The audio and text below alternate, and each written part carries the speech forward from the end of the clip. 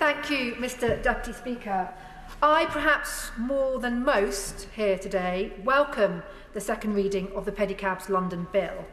It does seem to be a groundhog day for me, as this will be the third time since entering Parliament in 2019 that I've stood in this chamber and spoken in a second reading highlighting the need for a licensing scheme for pedicabs in London. Madam Deputy Speaker, you and others in and outside Parliament could be forgiven for wondering why on earth the government has given time for this small, tiny bill. One would expect that it should be made able to get through law via a private member's bill, as the Minister has already mentioned. And yes, it should have been.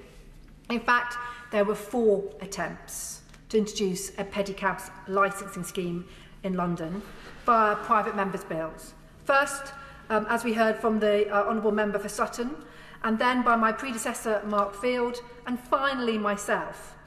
Since entering Parliament, I've attempted to secure a PMB twice on pedicab licensing, but due to the way PMBs can fail due to a single objection to a bill, mine have failed.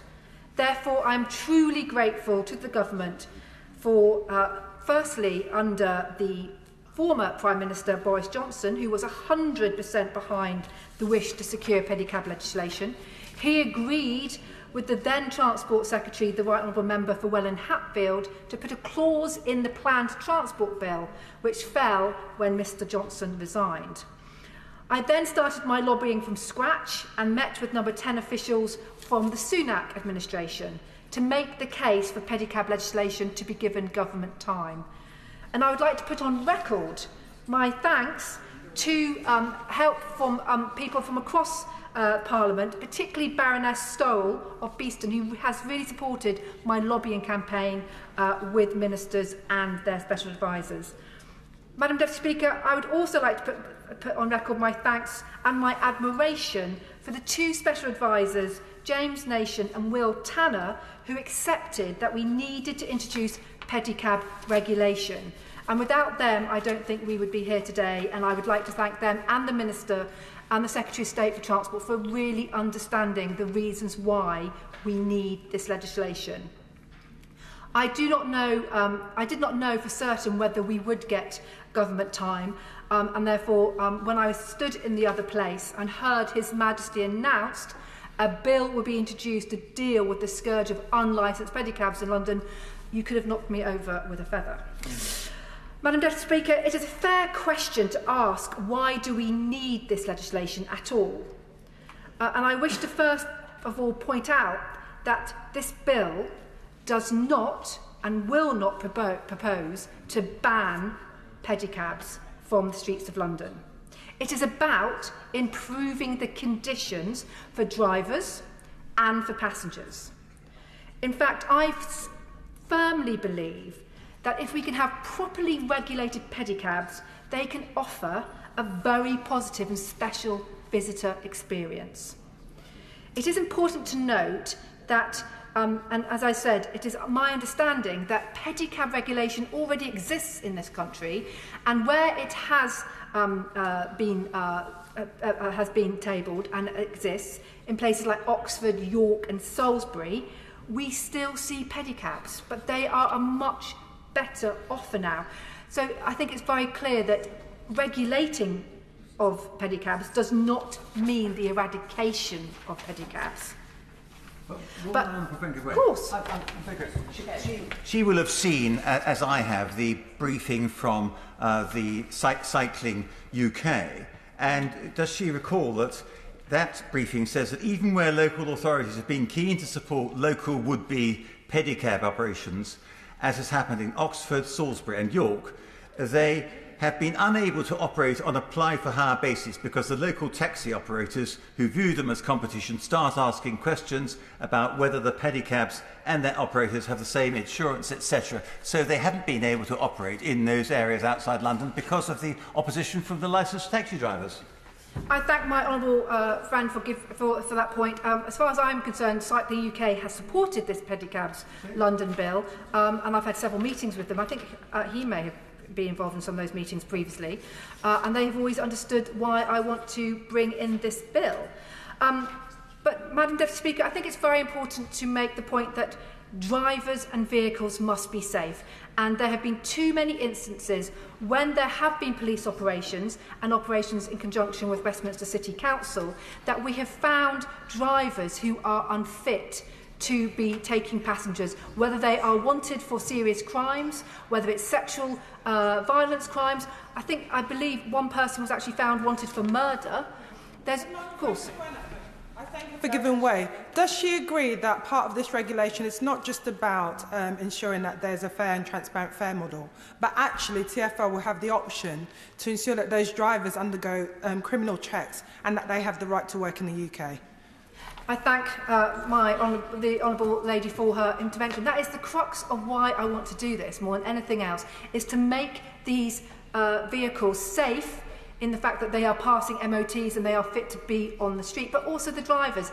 And again, from the operations that the police and Westminster City Council has undertaken over years, we have found asylum seekers who haven't got the right to work driving these pedicabs. We have found illegal immigrants who haven't got the right to work here.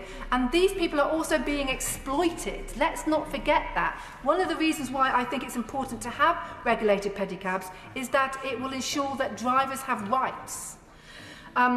We also have to make sure that we have a regulated fare system in place, and operators must adhere to the highway code and not play blaring music at all hours of day and night.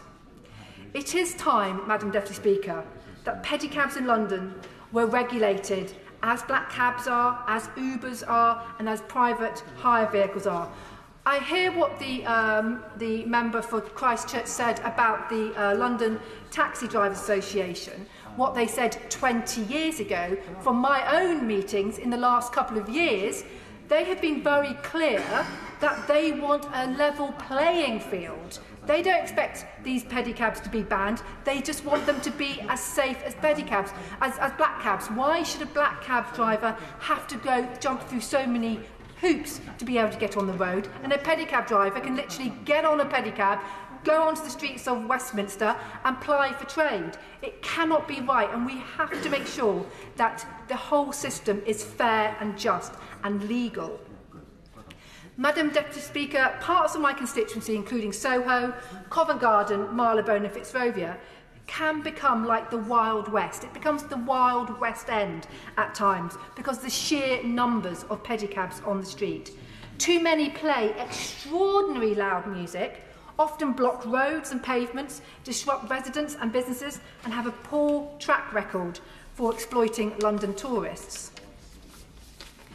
I am extremely grateful for the wide range of support I have had for securing pedicab regulation from local people across the two cities and residents' associations such as the Soho Society, Marylebone Association and Covent Garden Residents Association, as well as businesses including the Hippodrome, Heart of London Business Association and the West End Company.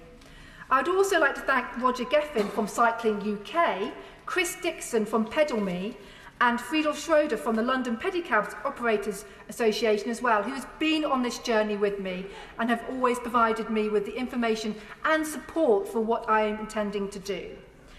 The reason why pedicabs are not regulated in London, as we've heard, can be traced back to the fact that under the Metropolitan Public Carriage Act 1869, pedicabs in Greater London are defined as a stage carriage, and modern legislation has not corrected the issues, and thus they do not fall under Transport for London's licensing powers. As a result, pedicabs are currently the only form of public transport that is not regulated in London. This bill corrects that. The bill clearly outlines that to attain a licence to operate a pedicab, operators must adhere to several requirements pertaining to their pedicabs. These requirements relate to the roadworthiness and cleanliness of pedicabs, safety and insurance requirements, the type of equipment that must be carried on board, the appearance and marking of pedicabs, and the conduct of pedicab operators. Madam Deputy Speaker, I must thank the noble members of the other place where this bill began its parliamentary journey, who have improved the bill and ensured it is as watertight as possible. I would like to put on record my grateful thanks to Transport Minister Lord Davis of Gower for his excellent stewardship of the bill through the other place, and for joining me on a visit to Leicester Square on a Sunday evening to see the situation for himself, as did the Honourable Member for Hexham. And I'm sure it was an enjoyable and different ministerial visit than they're both used to. But we did see at that time in Leicester Square 4 pedicabs blocking a pavement which would prevent emergency vehicles from being able to enter Leicester Square if there'd been an incident, whether it be an ambulance, a fire engine or police vehicles. These have got to be properly regulated to make sure that the public are safe. The other place has tightened up the definition of a pedicab to prevent any adjustments being made to a pedicab to get around licensing requirements. And this bill will ensure that not only is the conduct of operating a pedicab regulated, but that it provides Transport for London, who will operate the licensing scheme, with the powers to implement a proper fare system, which, like the ones we see for black cabs and Ubers. Rip-off fares from pedicabs are a constant theme in my inbox and in media coverage. Of course. I thank my honourable friend for giving way and making such a powerful speech on why we need regulation on this. Is she aware of the BBC Democracy report where they did some undercover work in looking at the fee charges? One pedicab was charging a flat fee of £5 per minute. Another one reportedly charges close to £500 for a 10-minute ride. Does she not think that this is an extortionate rip-off? I absolutely agree and thank the Honourable Lady for her points. And I think that was a very, very fascinating report by BBC Democracy and showed that some pedicab drivers, and must make the very, very important point that not all pedicab drivers are rogues, and there are brilliant organisations and companies like Pedal Me, and I've worked with Chris Dixon, the founder. This is an outstanding pedicabs company. They properly look after their drivers, they look after their vehicles, and I want all pedicabs to be like that. And the BBC Democracy report did show that some pedicab drivers are being used for drug dealing and for taking people to brothels where who just knows what's going to happen if they go to some very, very dodgy club. That is why we've got to regulate these and make sure that the drivers are fit to take passengers and to ensure that they are legally able to work in this country more than anything else.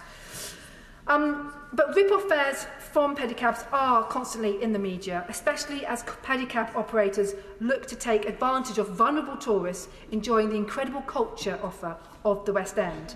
One constituent who came across one of these incidents with a tourist wrote to me saying the pedicab operator got very aggressive when the Americans refused to pay £300 for a journey from Trafalgar Square to Great Smith Street.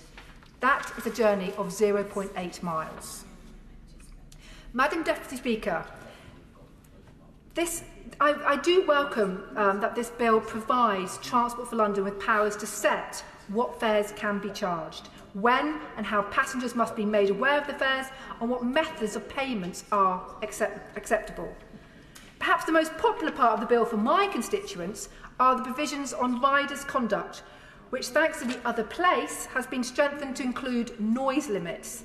The frustration local people often face due to the loudspeakers many pedicabs carry was best summed up by a constituent who said to me, "I have no choice but to listen to music hour after hour, day after day, and often until the early hours of the morning.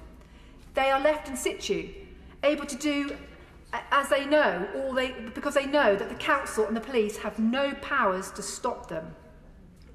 Therefore, I am pleased to see the other place strengthen the bill's ability to tackle unreasonable noise levels by adding noise restrictions to the conduct requirements operators must meet in order to keep their licences. Of course.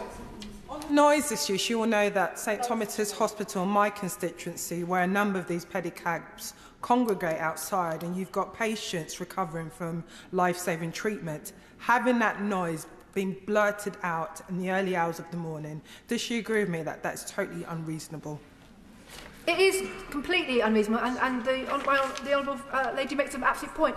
And it's hospitals, it's also hotels, and a losing business. If you have a hotel in the West End where you've got a pedicab outside, not moving for hours at 2 o'clock in the morning, rightly, patrons can complain and ask their money back. So, you know, it's not just about residents and hospital patients, it's also about businesses losing money. I am therefore pleased that obviously that noise levels will be added to restrictions. And as my constituent rightly pointed out, pedicabs can get away with acting like this because there was no powers, or there are no powers, to contain them. But the Pedicabs London Bill will bring this, hopefully, to an end. For those operators who do not adhere to their licence terms, they will be given a fixed penalty notice. And if the conduct of operators does not improve after this, Transport of London will reserve the right to demobilise, seize and dispose of pedicabs that contravene the regulations. This will make a huge difference. Madam Deputy Speaker, I finally would like to touch on Transport for London's role here and would like to put on record my sincere thanks to Will Norman, the Mayor of London's Walking and Cycling Commissioner. He has worked closely with me on my private members' bills and has been a huge advocate for pedicab regulation. I note that the other place in the other place, an amendment was laid to allow for the Department of Transport to provide Transport for London with statutory guidance on pedicab regulation in the future. I agree with the other place, and I welcome the fact the government has accepted this amendment and that the correct body to oversee this as they will be TfL, as they currently regulate licensing for all other taxi and private hires. Madam Deputy Speaker, it may have taken 4 PMBs, an abandoned transport bill and years of lobbying and campaigning from politicians from across the political divide. But I'm confident that finally we will see the Pedicabs London Bill become law and the streets of London will be safer and we will have a safe and thriving pedicabs industry. Thank you.